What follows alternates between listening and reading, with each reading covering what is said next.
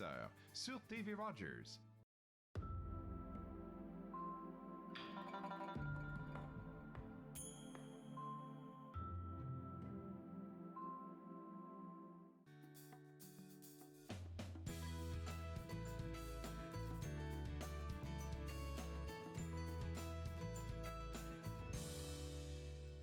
Bonjour et bienvenue à Entre nous, exclusivement sur les ondes de TV Rogers. Je suis Claude-Andrea Bonny. Je me ferai un réel plaisir de passer la prochaine heure avec vous.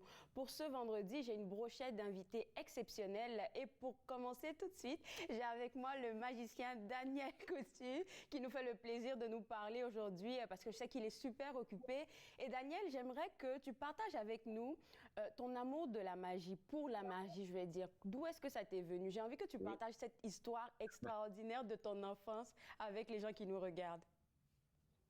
Oui, bien, tout à fait. Bien, tout d'abord, merci de me recevoir comme ça et de me permettre d'apparaître virtuellement dans votre studio. J'aurais aimé être présent en Mais personne, oui. donc c'est une autre façon d'y être finalement. Puis, bien, la magie, ça a toujours fait partie de ma vie. Je pense que j'ai un grand amour pour l'émerveillement, le merveilleux, l'inexplicable. Quand j'étais petit, moi, j'étais le petit gars qui levait toujours sa main dans la rangée d'en avant, le petit fatigant avec trop de questions. Fait que je suis d'un naturel curieux, puis l'émerveillement, c'est une émotion qui déclenche la curiosité, en fait. Fait que je m'émerveille de tout dans la vie en général. Des étoiles à la capacité extraordinaire de l'informatique en passant par les objets inusités. Bref, tout m'émerveille dans la vie en général. Puis je trouve que la magie, il y a de ça, en fait. Le privilège, le plaisir, la capacité que je peux, en faisant mes tours de magie, de recréer cette émotion-là chez les gens. Fait que quand j'étais petit, moi, j'ai reçu cette boîte de magie-là qui a transformé ma vie, puis qui m'a permis, à mon tour, d'émerveiller des gens. Fait que voilà, la magie, ça fait partie de ma vie à plein d'égards. C'est pour ça que j'aime autant la télévision aussi, parce qu'il y a une certaine magie là-dedans aussi, de tourner des plans différents, les rassembler, puis créer un film ou une émission de télévision. Donc, voilà, je suis plein de magie.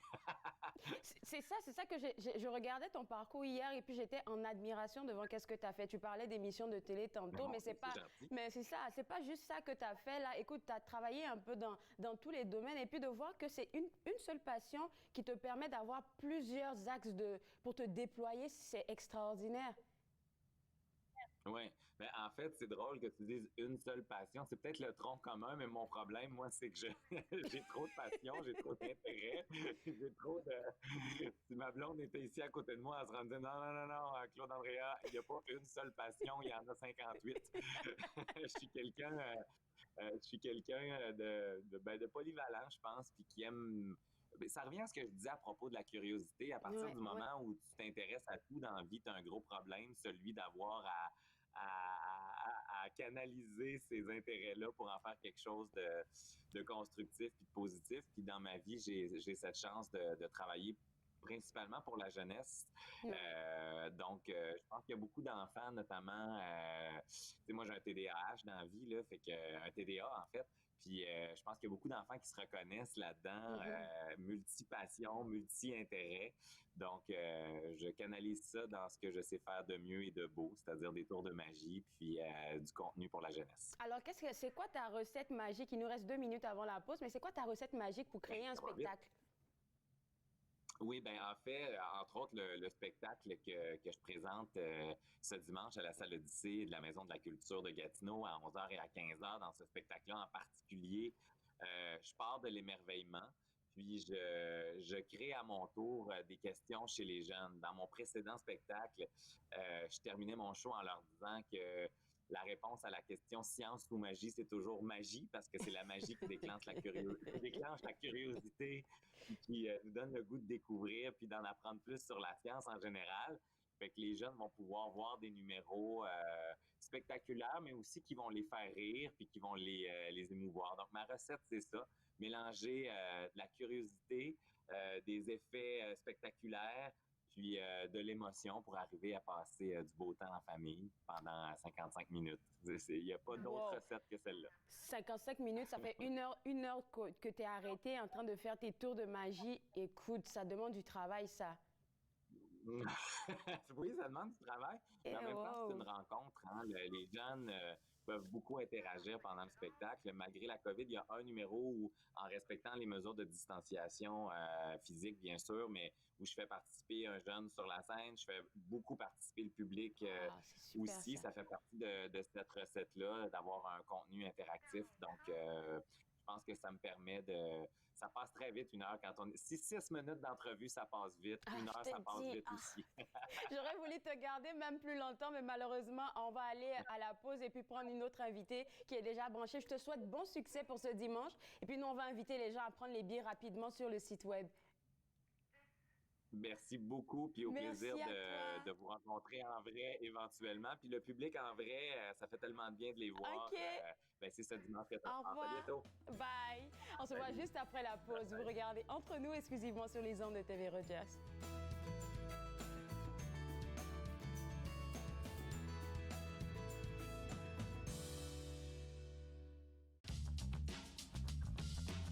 Cette émission est présentée par Télé Élan. Vous êtes enfin aux commandes. Pour en savoir plus, visitez rogers.com.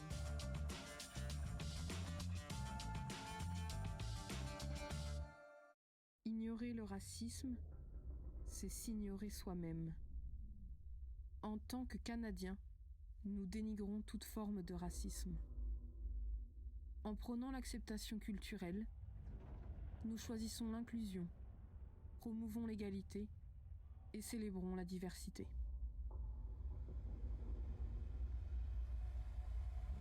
Choisissons la santé, pas la haine.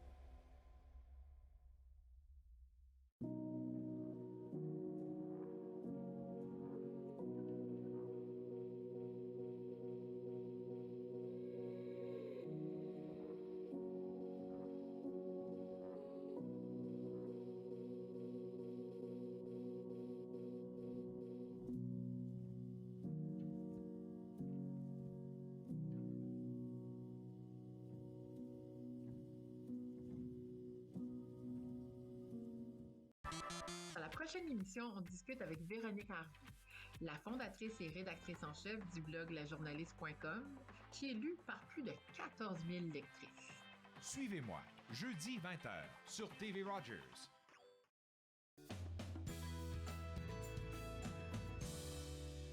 De retour entre nous exclusivement sur les ondes de TV Rogers. On reste toujours dans la thématique de la magie et cette fois-ci, on parle de magie dans le théâtre. On parle du prochain spectacle, le Musée imaginaire de l'Ontario français de théâtre présenté par Théâtre Action. Avec moi, la directrice générale Marie-Ève Chassé. Merci de nous parler de ce merveilleux spectacle-là parce qu'il faut dire que c'est depuis 2019 qu'il a été pensé, mais la pandémie a eu son coup de fouet là-dessus.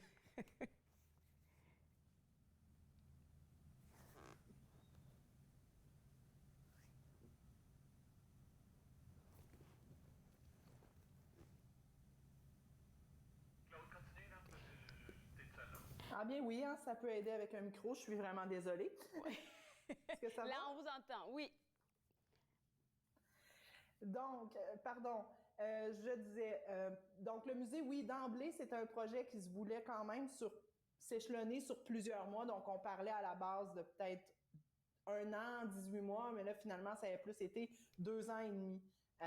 Par contre, ça a été vraiment un beau projet qui a eu plusieurs différentes étapes. La première étape était avant la pandémie, donc il n'y a pas eu de soucis, ça a bien été. On a donc encadré 3 fins de semaine d'écriture avec des gens de la communauté.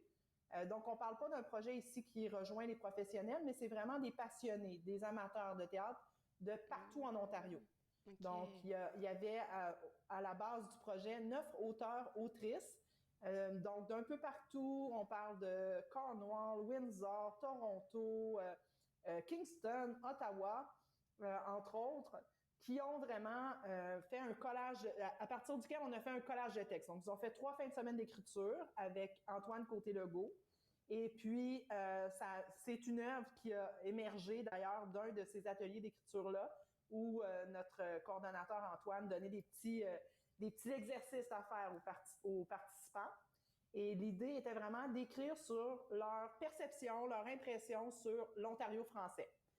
Et donc, de là est né le texte. Après, finalement, un travail dramaturgique d'Antoine Côté-Legault, encore une fois, qui a ramassé tous les petits morceaux d'écriture des 9 auteurs.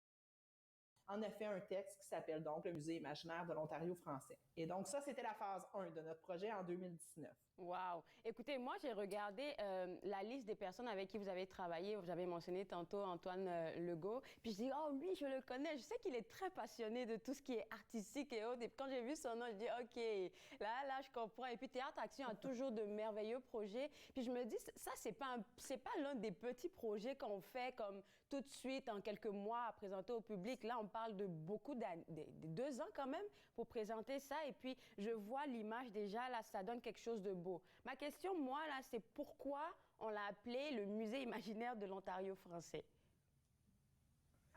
Bien, vraiment, si vous découvrez le texte, la présentation sera le 26 octobre, vous comprendrez. C'est vraiment des petits morceaux d'anthologie, de perception de quelle est, pour les 9 auteurs-autrices, leur vision, leur perception des histoires anecdotiques, des souvenirs de ce qu'est l'Ontario pour eux, a été et est devenu. Donc, de là aussi, le musée imaginaire, donc. Est-ce que Et l'image représente vraiment aussi cet imaginaire-là. Alors, est-ce que les auteurs qui ont écrit pour ce spectacle-là, est-ce qu'ils avaient, comment je vais dire ça, une fiche qu'ils devaient respecter ou vraiment ils sont allés au ressenti? Donc, c'était encadré. Chacune des 3 sessions de formation d'écriture était sous un thème. Donc, il y avait des questions qui leur étaient lancées. Ils devaient faire des devoirs, apporter un objet qui les inspirait par rapport au thème. Donc, Normand Dupont a été invité à faire une carte de son Ontario français. C'est l'image qu'on a utilisée pour représenter, donc pour inviter les gens à venir voir la représentation. Donc, tout ça a vraiment émergé des sessions d'écriture. Je pense que vous devriez être fiers de vous, là, plus d'une trentaine de collaborateurs pour un seul projet. J'imagine le contenu, la beauté de ça. Et puis, je me demande comment on présente un projet d'envergure de ce point-là à son public. Comment on se prépare à le présenter? Mm-hmm. Donc, l'idée à la base était vraiment d'aller encore une fois vers nos membres de la communauté communautaire, donc amateurs de Théâtre Action, pour les inviter ensuite, dans un deuxième temps, à présenter donc le spectacle qui avait été écrit par les 9 auteurs-autrices. En principe, on voulait donc l'année dernière, en 2020, présenter une mise en lecture en personne. Et c'est là où la pandémie est arrivée et qu'on a dû repenser à notre projet. Et là, on a lancé une invitation en se disant, ben, on s'essaie, on va voir si les gens vont être de la partie et vont répondre au rendez-vous. On a offert de participer à des sessions qu'on a appelées de création et de formation. On a trouvé donc 2 artistes mentors, l'une en mise en scène et l'autre en interprétation. Et on a invité donc les gens de la communauté à se joindre à nos sessions où ils allaient, à travers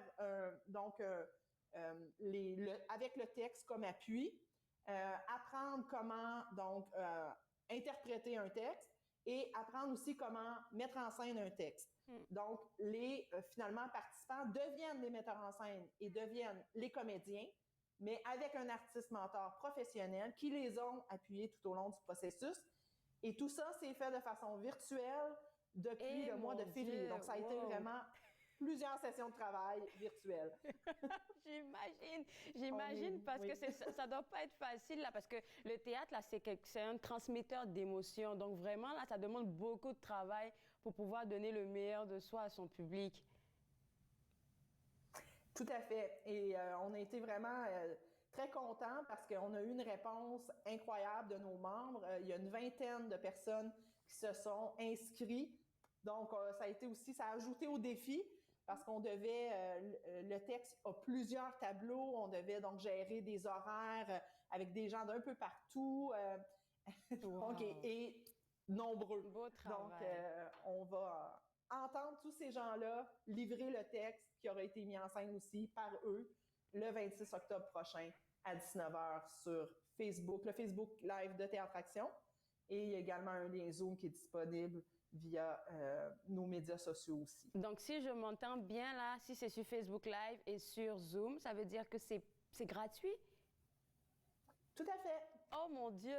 Oh là là! Théâtre Action, vous êtes les meilleurs. Sincèrement, tout ce travail-là, mais la communauté va forcément venir voir qu'est-ce que vous avez fait parce que j'ai vu, là, on ne peut pas le voir à l'écran malheureusement, mais j'ai regardé tous les artistes qui ont travaillé dedans. J'en reconnaissais beaucoup. Je me suis dit, waouh, ça leur donnait du travail pendant cette pandémie-là parce qu'on ne pouvait pas faire de spectacle. Au moins, ils sont restés occupés. Puis moi, j'ai une question par rapport à ce beau projet-là. Je sais que vous êtes très impliqués dans le milieu scolaire. Est-ce qu'on ne pourrait pas penser un truc comme ça pour le milieu scolaire? Je demande juste. Ben en fait, on l'a fait l'année dernière, notre festival. On a un grand festival scolaire avec les élèves du secondaire, qui est le Festival Théâtre Action en milieu scolaire. On voit d'ailleurs une de nos anciennes affiches derrière moi.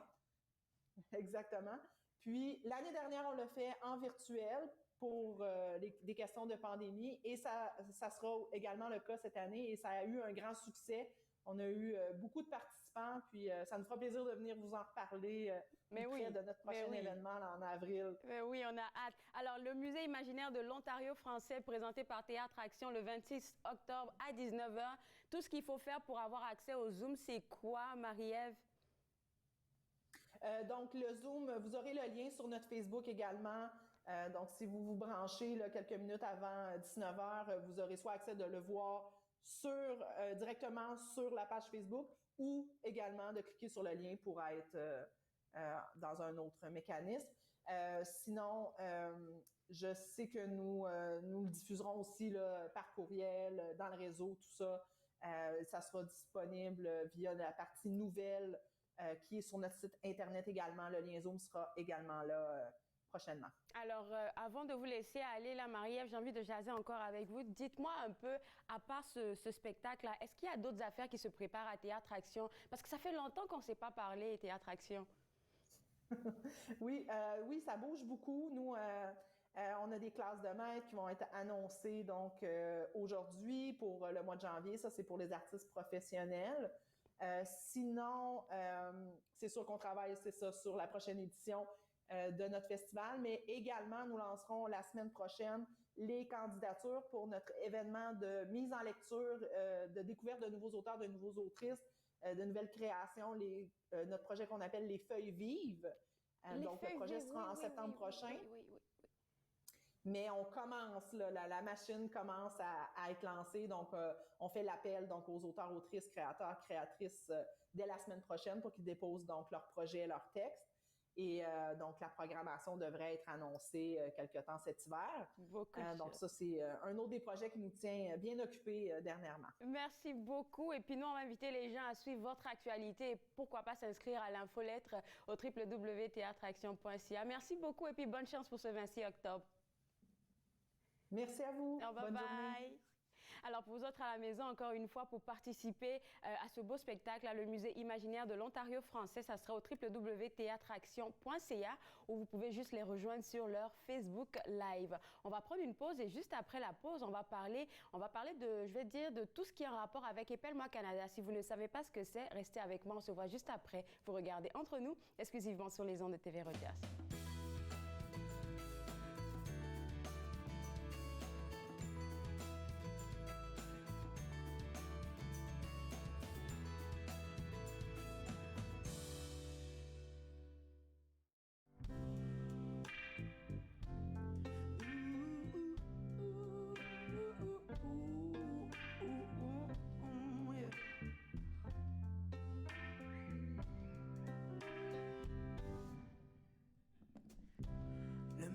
Trop tard, je mets mon chandail sale, j'allume la radio à n'importe quel canal. Je suis bien paresseux, je cuisine bien flat, j'ai encore brûlé mes jours tomates. Yeah. Puis on me dit, t'es sûr que ça va? Qu'est-ce que tu veux que je réponde à ça? Je dis, stop, shake mon gars.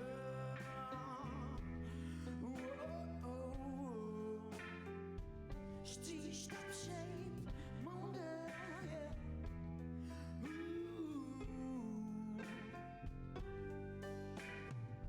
De ce temps-là, c'est comme si les coquines me voient venir à 1 000 à la ronde. J'suis pas capable de leur mentir, j'parlerai de me caser, à me tourner les pouces, ça tourne mieux à deux. Et où moi ma douce?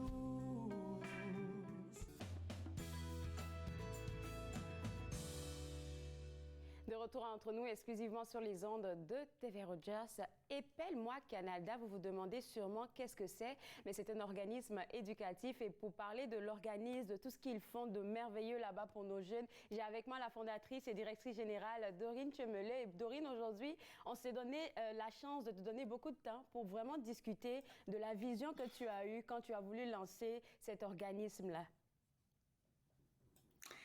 Bonjour tout le monde, c'est toujours un plaisir d'être sur le plateau d'entre nous. Et comme pour ceux qui ne connaissent pas Épelle-moi Canada, c'est un programme national qui vise le renforcement des compétences linguistiques chez les jeunes dans tout le Canada à travers différentes activités, dont notre concours national d'épellation. Nous avons commencé l'initiative en 2016. On était présent uniquement à l'Ontario avec 10 régions. 5 années plus tard, 2021, nous sommes dans 20 régions au Canada, dans 4 provinces. L'Ontario, le Québec, la Nouvelle-Écosse et le Nouveau-Brunswick. Alors, qu'est-ce que nous faisons? Nous avons commencé avec le concours d'épellation. Et ensuite, on avait un projet d'écriture, Mon héros méconnu, qui donnait la possibilité aux jeunes de 6 à 14 ans de réutiliser le vocabulaire qu'ils ont appris pendant le concours, mais de le mettre en contexte en le réinvestissant dans un texte où ils parlaient d'une personne qui est importante pour eux. Alors, quoi de mieux que de parler de quelque chose qui vous tient à cœur, et ça par des écrits, c'est ainsi que les jeunes réinvestissaient leur vocabulaire. Et au fil du temps, on a évolué, on a ajouté d'autres projets à notre programmation. Et avec la pandémie, on s'est carrément réinventé, comme je pense tout le monde. Alors, nous sommes passés du présentiel, puisque nos événements sont des événements qui réunissaient dans les 200 à 300 personnes. Mais là, c'est plus possible. Alors, il faut passer à des solutions alternatives. Et c'est comme ça que nous avons pensé comme les jeunes et nous avons vu à travers un sondage que les jeunes ils aiment beaucoup ce qui est 3D.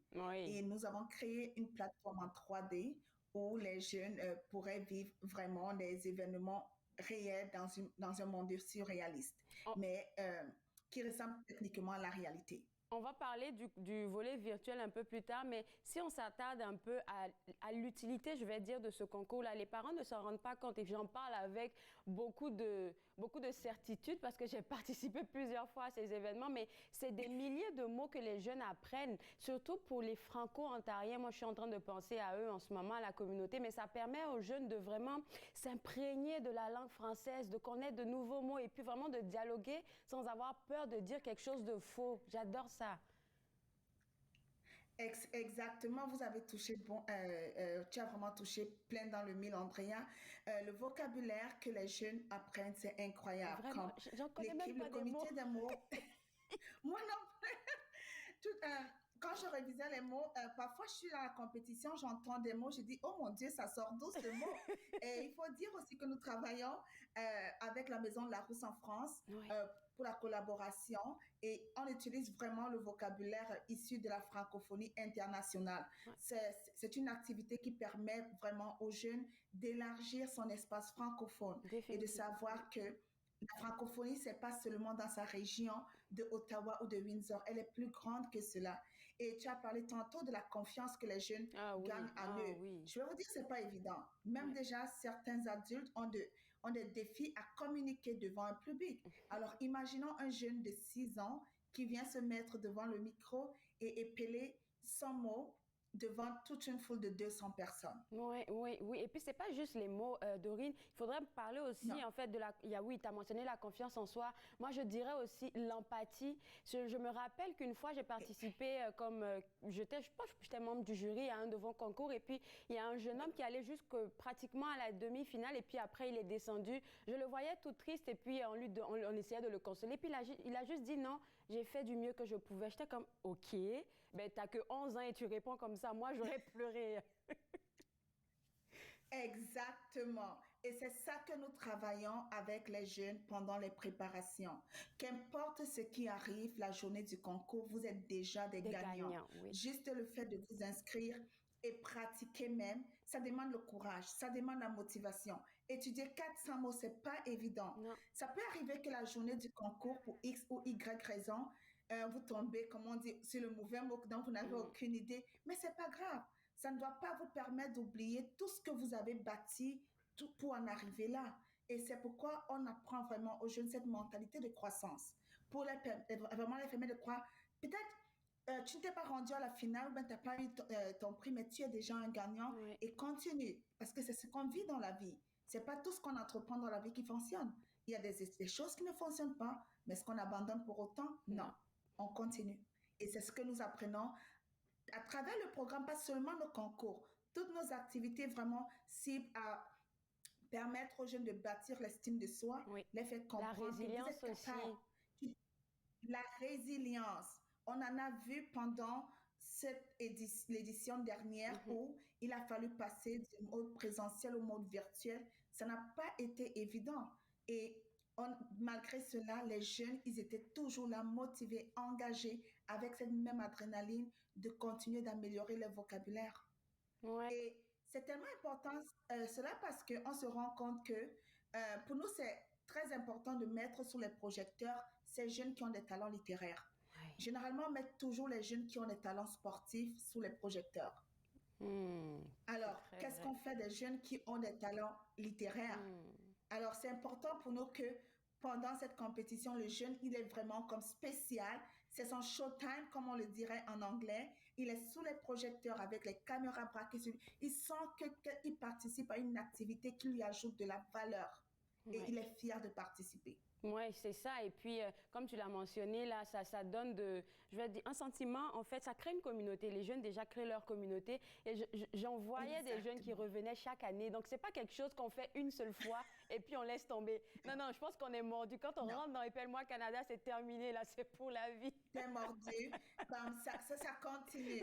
Et ça tombe bien parce que justement, je vais parler d'un projet qu'on a mis en place et toute cette fin de semaine, on va rencontrer des jeunes de différentes régions à travers l'Ontario qui ont des expériences différentes, qui ont eu à participer à Épelle-moi Canada de différentes façons. Mais là, ils se retrouvent pas pour le concours d'épellation dans le cadre d'une autre activité. On est en train de bâtir une communauté de jeunes leaders qui ont été unis par une passion et qui grandissent et qui continuent de se développer à travers cette passion pour que cela ait un impact et un effet multiplicateur dans leur communauté. Fabuleux. Je te garde avec moi, Dorine. On va prendre une pause et juste après, tu nous parleras de ce beau projet-là, mais aussi comment vous avez basculé au virtuel, parce que ça, c'est pas quelque chose qui a été facile, là. Je vous garde vous aussi avec moi. Vous regardez Entre nous, exclusivement sur les ondes de TV Rojas.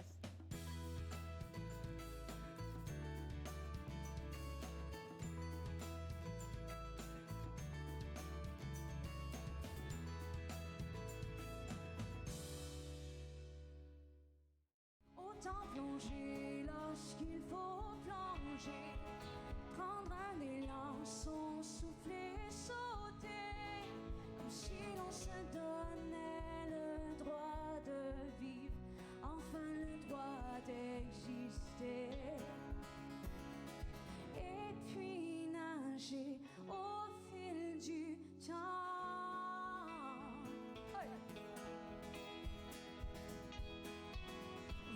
Plonger plutôt qu'y penser, vaut mieux se lancer la tête baissée, comme si le pire n'allait pas arriver, s'abandonner sans résister,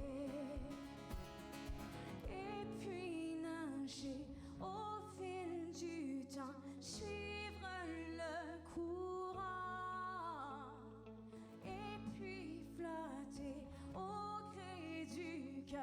se laisser glisser,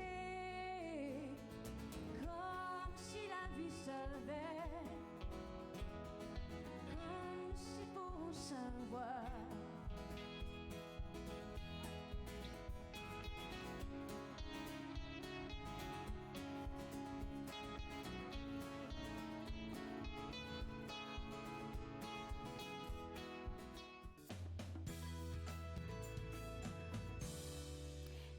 De retour entre nous, exclusivement sur les ondes de TV Rogers, on parle toujours de toutes les activités de l'organisme Épelle-moi Canada avec sa fondatrice et directrice générale Dorine Chemelet. Et Dorine, avant la pause, tu me disais que le fait que les jeunes aient participé à ce concours-là, ça créait de nouveaux projets. C'est quoi comme projet? Alors, déjà, on s'est dit, on a aussi remarqué, après 14 ans, il n'y a plus tellement d'engouement pour l'épilation. Comment on va aller pousser plus loin et afin de rejoindre ces jeunes? C'est ainsi qu'avec la pandémie, pendant qu'on refaisait notre planification stratégique et tout, alors nous avons pensé déjà à des ateliers en leadership. C'est très, très important que les jeunes bâtissent des compétences en leadership. Cela fait partie des compétences du 21e siècle que les employeurs recherchent. Et aujourd'hui, c'est pas évident chez les jeunes. Qu'est-ce qui les distingue? Qu'est-ce qui les rend uniques? Quel est ce don et talent qu'ils ont en eux? Et on les montre des stratégies à exprimer cela, à les présenter, à être fiers de qui ils sont. Et c'est comme ça qu'ils vont se développer et croître davantage. Et ça, c'était le programme de leadership pour les jeunes de 8 à 14 ans. Ensuite, il y a des jeunes qui sont fantastiques. Et on a remarqué que plusieurs veulent travailler. Ils rêvent, ils ont des grands rêves. Alors, qu'est-ce qu'on fait pour ces jeunes qui ont des rêves et tout? On va mettre en place des ateliers d'entrepreneuriat pour les jeunes de 8 à 18 ans. Et ça, c'est basé sur leurs intérêts. Déjà, on les apprend de 8 à 18 ans comment est-ce qu'on gagne de l'argent, comment les adultes gagnent de l'argent. On les initie à cela. Et les plus vieux maintenant, à travers ce qu'ils aiment, leurs rêves, qu'est-ce qui les intéresse, on voit comment on met en place avec eux un plan d'affaires pour qu'ils développent leur propre entreprise. Et on a commencé l'initiative, les ateliers l'année passée. On a une vingtaine de jeunes qui ont participé et qui aujourd'hui, ils ne se voient plus travailler pour des personnes. Ils sont devenus des mini-entrepreneurs. C'est incroyable. Je vous parle là des jeunes de 13 ans jusqu'à 18 ans. Comme il y a un qui a créé une entreprise de t-shirts personnalisés, il y a un autre qui a créé un journal virtuel électronique, et il y a un autre qui, comme tellement d'idées, mais c'était basé sur leur intérêt, et on les accompagne dans le processus de création de leur entreprise jusqu'à la commercialisation de leurs produits. On a fait intervenir une conseillère financière pour les expliquer sur le plan finance, comment ça fonctionne, comment gérer ton budget. Et à la fin, ils ont un plan d'affaires complet et ils doivent présenter leur entreprise. C'est là où ils utilisent encore le vocabulaire, mais là, dans un autre contexte. En fait, c'est une école, Épelle-moi Canada, finalement. C'est une école de la vie. Bon, une école de la vie. J'aime mieux ça, une école de la vie, parce que on se base sur les mots qui sont la base, mais après les mots, qu'est-ce que les jeunes en font? C'est vrai. On va chercher le meilleur en eux pour développer. Et ceux qui sont intéressés par l'entrepreneuriat, on se base sur leurs idées pour les accompagner à créer leur propre entreprise. Et aussi, c'est ce que les employeurs recherchent de nos jours. Les employeurs recherchent des jeunes qui sont autonomes, qui sont innovants, qui peuvent entreprendre des choses. On est dans une autre dynamique, alors il faut déjà préparer les jeunes à cette nouvelle réalité. Très vrai, très vrai. J'écoutais un documentaire, je pense hier ou avant-hier, où le monsieur parlait des aptitudes qu'on demande maintenant dans le milieu du travail. Oui, il faut des diplômes, c'est vrai, mais maintenant le quotient intellectuel n'est plus tellement demandé, c'est plutôt le quotient émotionnel, parce que quand on parle d'émotion, ça parle aussi de leadership. Puis si les enfants l'ont pas, ils ne seront pas préparés pour le milieu du travail. Définitivement, je suis d'accord parfaitement avec le monsieur. Moi, comme employeur, c'est le quotient de leadership que je recherche. Les diplômes, on peut les avoir. Il y en a qui peuvent les avoir de différentes façons. Mais comment tu gères tes émotions? Comment tu réagis dans le cadre du travail? Comment tu travailles dans un environnement avec tout ce chamboulement que nous avons vécu? Toutes ces aptitudes-là. Comment tu mets en évidence ton don et ton talent? C'est tout ce qu'on recherche maintenant, parce que le travail, il peut s'apprendre. Mais toutes ces habiletés sociales, c'est pas évident. Alors, en tant qu'employeur, c'est important pour les jeunes de commencer à le bâtir. Et c'est ce que nous avons fait à Épelle-moi Canada, Donc, on s'est basé sur le concours parce que les jeunes avec l'insécurité linguistique, c'est pas évident. Non. Alors, déjà, on a fourni le vocabulaire pour commencer à se bâtir et maintenant, ils peuvent le réinvestir de différentes façons. Là, il nous reste quelque chose comme 3 minutes. Là, j'aimerais qu'on parle maintenant du fait que vous ayez basculé au virtuel. Et puis, ça fonctionne bien parce que c'est quelque chose qui intéresse les jeunes. C'est une interaction. C'est pas juste une plateforme comme ça, là. On peut créer son avatar. J'ai vu ça. Donc, c'est super intéressant, en tout cas. Alors, c'est exactement ça. L'année passée, on s'est réinventé. On a mis en place, avec des partenaires, une plateforme en 3D, notre campus virtuel. Et là, les jeunes, ils entrent, ils créent leur propre avatar, ils marchent comme s'ils marchaient dans un monde normal. Oui. Ils vont dans un auditorium, il y a un terrain de soccer. Et là, on fait nos ateliers. C'était super parce que les jeunes adorent ces technologies. Et c'est différent. C'est différent d'une plateforme où ils sont comme ça assis. Il y a quand même un certain sens de mouvement à travers le mental qui les font bouger et agir. Et c'est là que nous faisons nos ateliers de leadership, d'entrepreneuriat, d'infotech et nos événements sociaux aussi. Bien évidemment, on a toujours le concours d'épilation parce que c'est la base. C'est la base, oui. Et c'est la base parce que ça part des mots. Tout commence avec les mots. Et avec notre nouvelle programmation hybride, donc on a le concours que l'on va faire en présentiel. Ça, c'est le plan. Ensuite, on a la plateforme virtuelle parce que nous avons remarqué qu'elle fonctionne sur Windows et ce n'est pas tous les jeunes qui ont accès à cette technologie. Alors, c'est pourquoi nous nous sommes dit qu'on va sur Zoom que ceux qui ne peuvent pas être dans la plateforme, ils puissent suivre les mêmes ateliers sur Zoom. C'est pas la même dynamique, ça c'est vrai, c'est pas la même dynamique. Sur Zoom, on essaie d'intégrer le ludique, mais c'est pas comme dans un campus où ils vont aller dans la salle de classe, ils vont faire leur avatar, s'asseoir et écouter. Donc, ça, c'est un peu la différence. Et puis, il faut dire qu'en ce moment, là, les inscriptions sont ouvertes, surtout pour les parents qui nous écoutent et puis qui pensent que leur enfant aurait de l'intérêt à participer. Il faut juste... Ça prend combien de temps si aujourd'hui, j'inscris mon jeune pour qu'il puisse avoir accès, créer son avatar et puis participer à vos activités? Généralement, dans les 48 heures, quand il s'inscrit, il reçoit un message, 48 heures, et là, on le met on l'installe et puis reçoit une communication pour les différentes étapes. Les inscriptions sont ouvertes maintenant pour nos ateliers jusqu'au 31 octobre parce qu'on a 2 semestres. Dans le premier semestre, c'est de maintenant jusqu'au 31 octobre pour les ateliers du premier semestre. Ensuite, les ateliers vont aller jusqu'au 31 janvier où il y aura une grande porte ouverte où les jeunes pourront présenter qu'est-ce qu'ils ont fait. Et maintenant, pour le deuxième semestre, c'est de février jusqu'au mois de juin. Vous faites un excellent travail. Par contre, pour le concours d'épilation, c'est jusqu'au 31 décembre. Et là, les compétitions sont au mois de mars et avril pour les régionaux et la grande finale au mois de mai. Merci. Espérons en présentiel. Merci beaucoup, Dorine. Merci beaucoup. Et puis, je vous souhaite bonne chance pour la suite de vos projets. Et on espère que tu seras toujours parmi nous cette année. Mais oui, je prends note là dès aujourd'hui. Merci beaucoup. Bonne journée. Au revoir. Au revoir.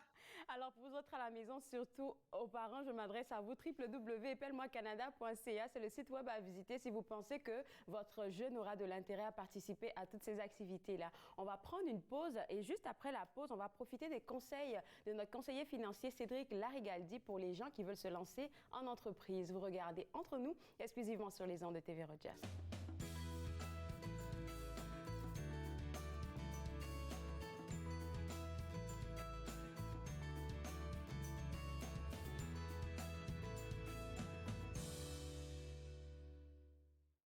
J'ai du poil au menton, puis c'est bon, surtout quand je mange la soupe en oignon. J'ai du poil au menton, faudrait pas que je le coupe, parce que c'est bien mieux qu'avoir du poil dans la soupe. Mais encore mieux que ça, vous décidez les autres, c'est de toute beauté d'avoir du poil dans le front. Du poil dans le front, ben oui, je vous le dis, quand on a du poil là, ça s'appelle des sourcils. J'ai du poil sur les jambes, puis du poil sur les bras. J'ai des poils à des places que ça se peut pas. J'ai du poil frisé, puis j'ai du poil bien long. J'en ai même dans mon nombril qui attire des moutons. Ça se peut un jour que je me réveille, puis j'aurai du poil entre les 2 oreilles. Mais j'ai du poil au menton, puis je trouve ça beau. Oui, c'est bien plus beau qu'avoir du poil dans le dos. Merci!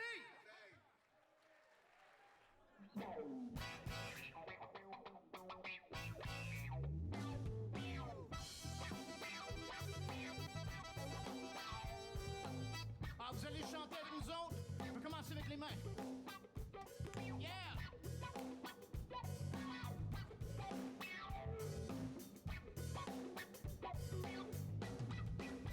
Lorsque tu danses de même, c'est bon.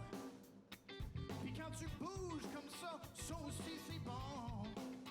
Lorsque tu me fixes de tes yeux, ah, c'est tellement bon. Puis quand tu me touches de même, ah, c'est bon. Bon, c'est bon, c'est bon quand je mets le monde dans le ton. Ouais, donc, monte le son, c'est que dans un zone.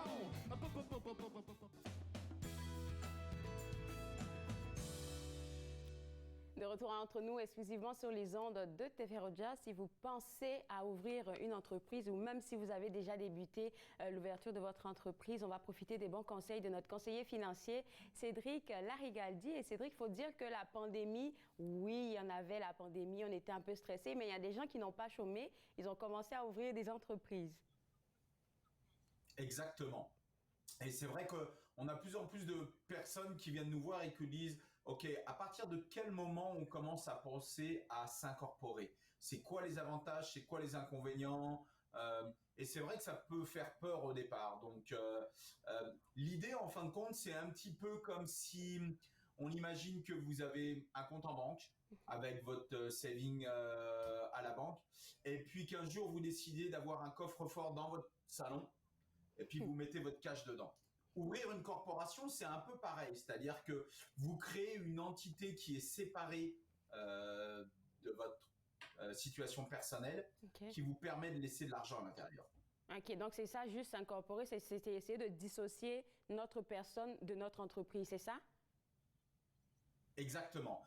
Et on nous demande, c'est quoi le bon moment? Alors, le bon moment, on entend souvent que pour quelqu'un qui ferait un revenu aux alentours de 100 000 $, ça veut dire que ça serait le bon moment.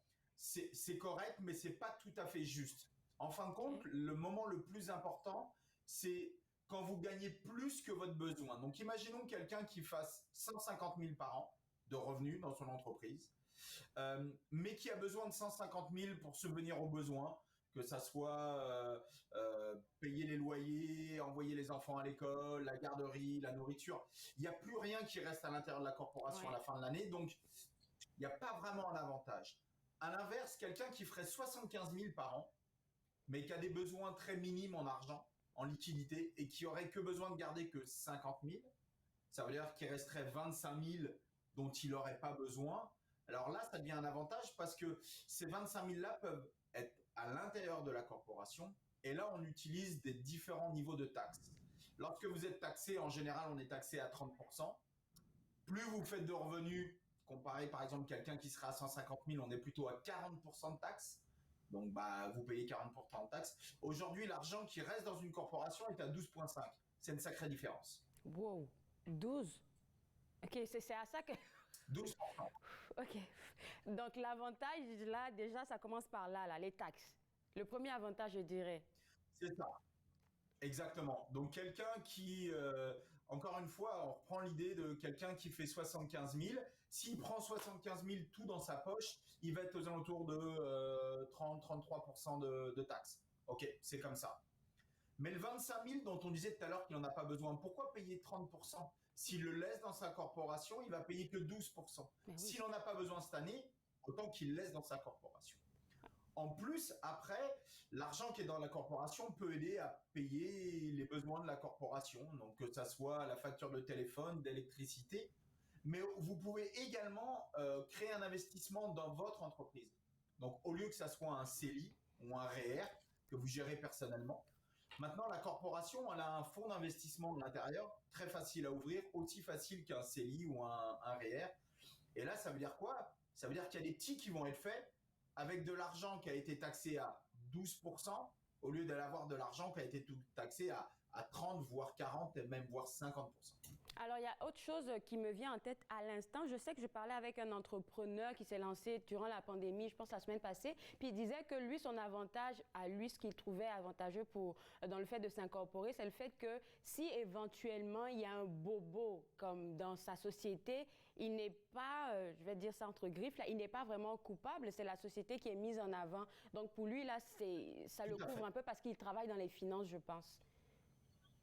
Exactement. Donc, il y a aussi l'avantage de dissocier la partie, oui, moi je suis un agent financier, oui, j'ai ma corporation, mais j'ai ma famille et je veux pas mélanger les deux. C'est ça, oui. Donc, ça vous donne, surtout au niveau légal, vous avez la possibilité, entre guillemets, de fermer la société quand ça se passe mal. Il faut faire juste attention lorsque vous avez des investissements, des choses comme ça.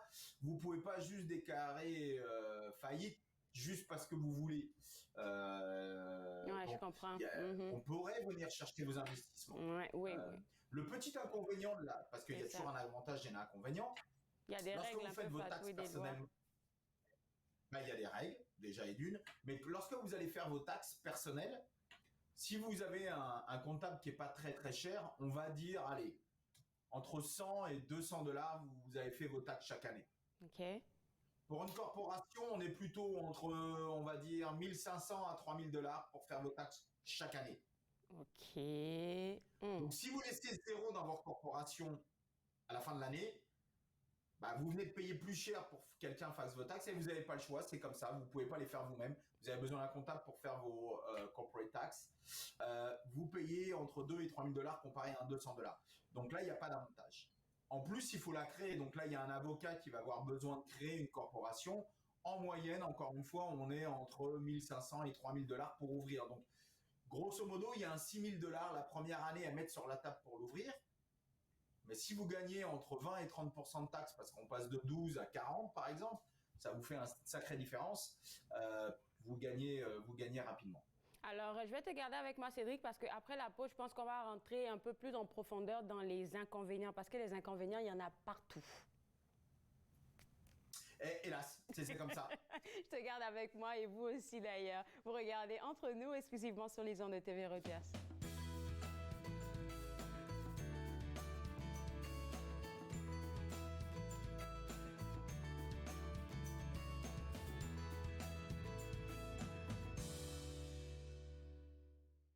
Attention, red flag, oh red flag. Je dis vague, oh red flag, oh red flag. Attention, red flag, oh red flag. Je dis vague, oh red flag, oh red flag. Attention. Red flag, au beau milieu des herbes folles. Je dis vague, oh red flag, oh red flag, oh red flag, oh red flag. J'écouterai pas ton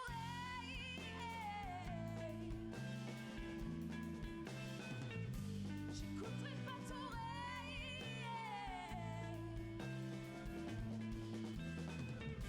j'écouterai pas ton ce matin, non, j'écouterai pas ton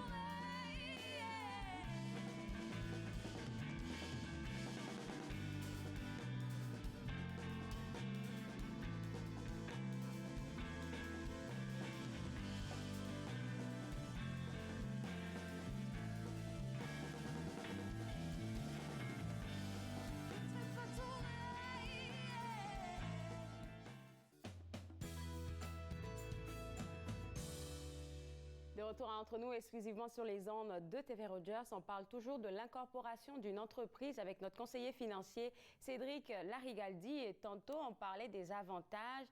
Maintenant on va basculer dans la partie que j'aime moins, les inconvénients.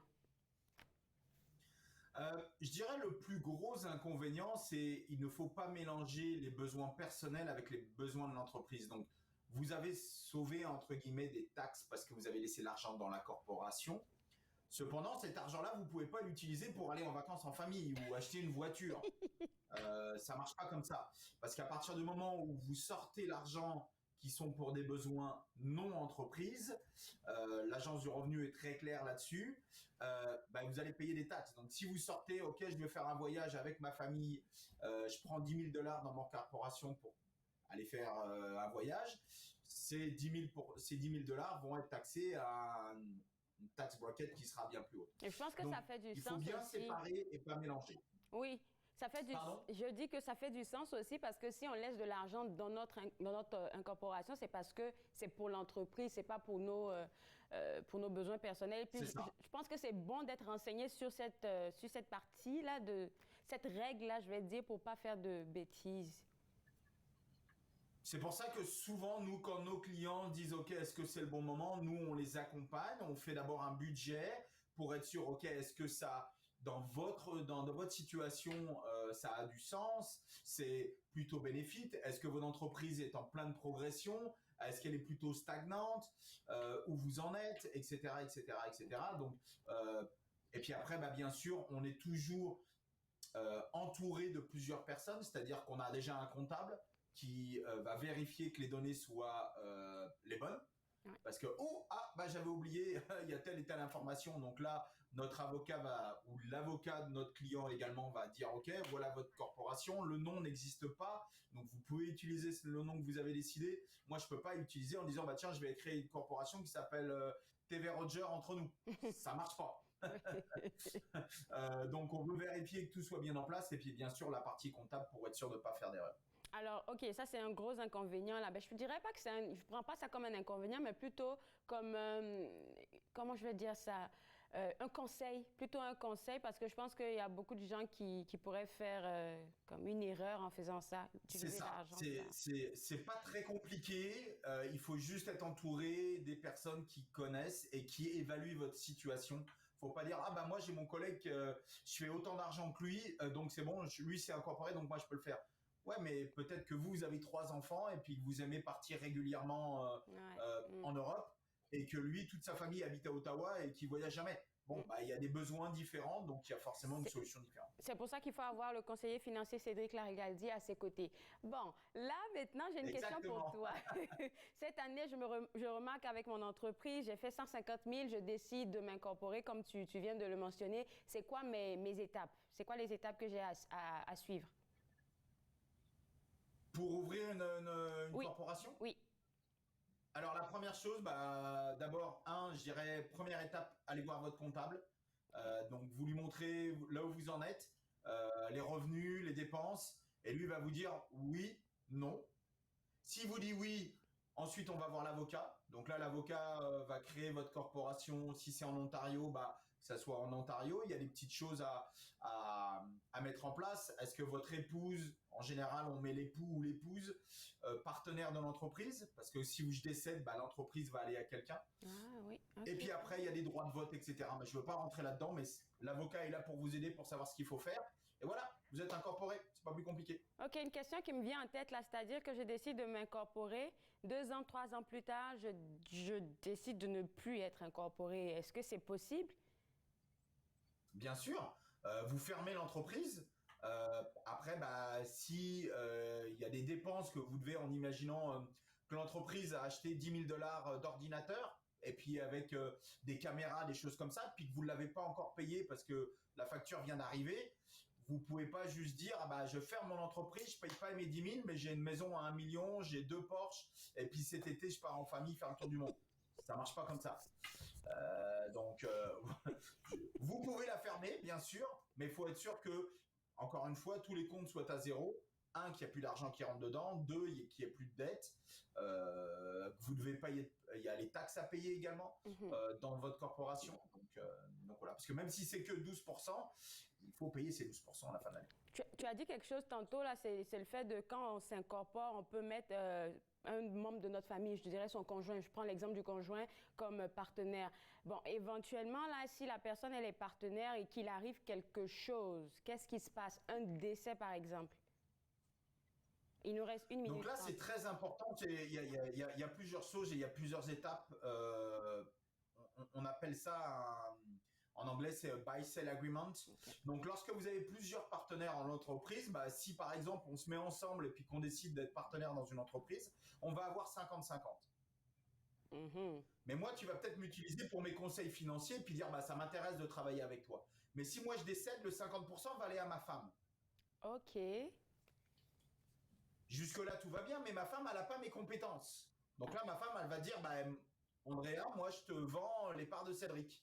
Okay. Mais imaginons que ta société a 20 millions de dollars. Ça veut dire chacun 50%. Ça veut dire que ma part vaut 500 000. Ça veut dire que ma femme, elle va te demander 500 000. Mm-hmm. Là, tu vas dire, ouais, c'est intéressant, mais moi, j'ai pas 500 000 dans l'entreprise, là. Donc, en général, ce qu'on met en place, on met des assurances vie et on fait ce qu'on appelle un crossover. Moi, je prends une assurance pour toi, tu prends une assurance pour moi. Je décède, tu vas voir mon épouse, tu dis, il y avait une assurance dans l'entreprise qui était détenue par l'entreprise et la valeur, c'est 500 000. Donc, tu veux 500 000 pour que je rachète les 50% de Cédric. Voilà l'assurance de 500 000, boum. Toi, tu n'as rien à payer. Tu récupères tes 50% et maintenant, tu es déteneur de 100%. Wow. Donc, il faut bien sûr prévoir à chaque fois qu'on crée une entreprise, s'il y a des partenaires. Si tout va bien, tant mieux. Mais s'il va mal, il faut avoir un plan B au cas où. Merci. Parce que tu ne veux pas te retrouver à dire, ok, je vais travailler avec Annick et c'est tout ce qu'on va pouvoir faire. Merci beaucoup, Cédric. Merci beaucoup pour tes conseils. On se voit à une prochaine chronique. Bye bye.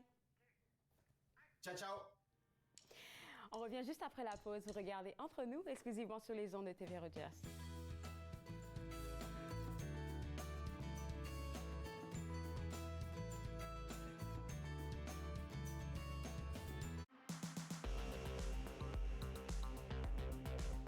Prochaine émission de Passeport 1225, nous accueillons Olga Maklika, une étudiante de la cité collégiale, qui va nous parler des spectacles à venir dans la région de la capitale. Ensuite, vous verrez un retour sur les entrevues de cette saison. Soyez des nôtres. Passeport 1225, lundi 17h30 sur TV Rogers. À la prochaine émission, on reçoit Daniel Vallée et Jean Cloutier qui vont nous parler des mots d'amour dans l'école. Donc, on vous revoit là. Viens que je te raconte, dimanche 21h sur TV Rogers.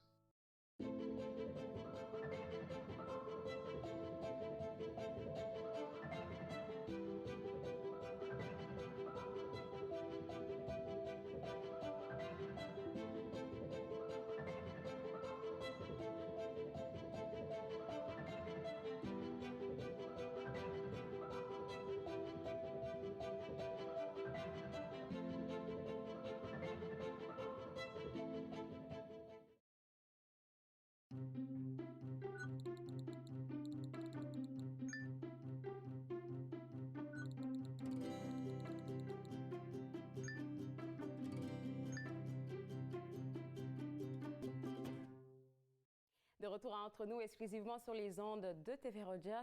Belle conversation tantôt avec notre conseiller financier Cédric Larigaldi. Puis pour ceux qui ont envie de le contacter ou bien pour lui écrire un mot, poser des questions, il est très ouvert au www.aspirewealth.ca et je suis sûre qu'il se fera un plaisir de vous répondre. En début d'émission, si vous ne l'avez pas vu, vous pouvez toujours revoir notre émission à partir de 14h. On a reçu le magicien Daniel Coutu qui sera en spectacle dans la région à la Maison de la Culture. Donc www.maisondelaculture.ca, c'est le site web à visiter et son spectacle s'intitule C'est merveilleux. Donc imaginez un peu qu'est-ce qu'il vous prépare. Alors pour les billets, encore une fois, www.maisondelaculture.ca. Moi, je me suis fait le plaisir de passer cette heure avec vous. Je vous souhaite un excellent week-end. Profitez des moments avec votre famille. Puis nous, on sera de retour en studio lundi à partir de 11h. Et lundi, on va parler des nouvelles expositions au Musée des Beaux-Arts avec José Brittany-Mallet. Je vais aussi m'entretenir avec l'artiste peintre Denis Levesque qui va nous donner tous les détails sur son exposition intitulée Les racines de l'eau. Et puis finalement, on va parler de santé mentale en période de pandémie avec Dania Versailles de l'Association canadienne pour la santé mentale. Alors encore une fois, excellent week-end et on se voit lundi à partir de 11h. Bye bye.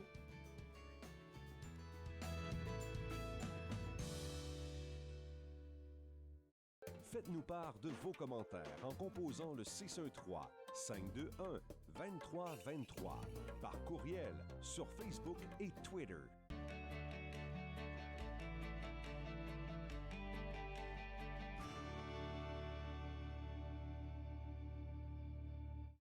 Mon mari est un homme et un père formidable lorsqu'il ne boit pas.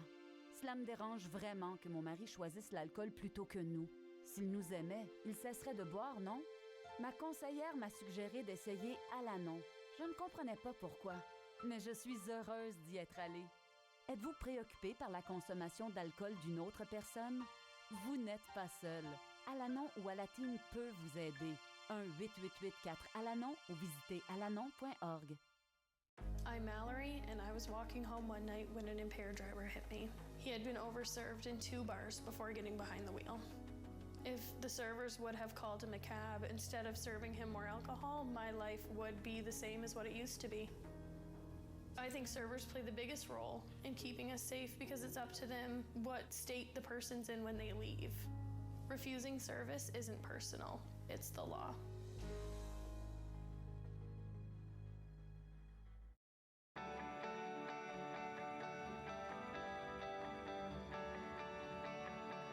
Vous regardez TV Rogers, Ottawa.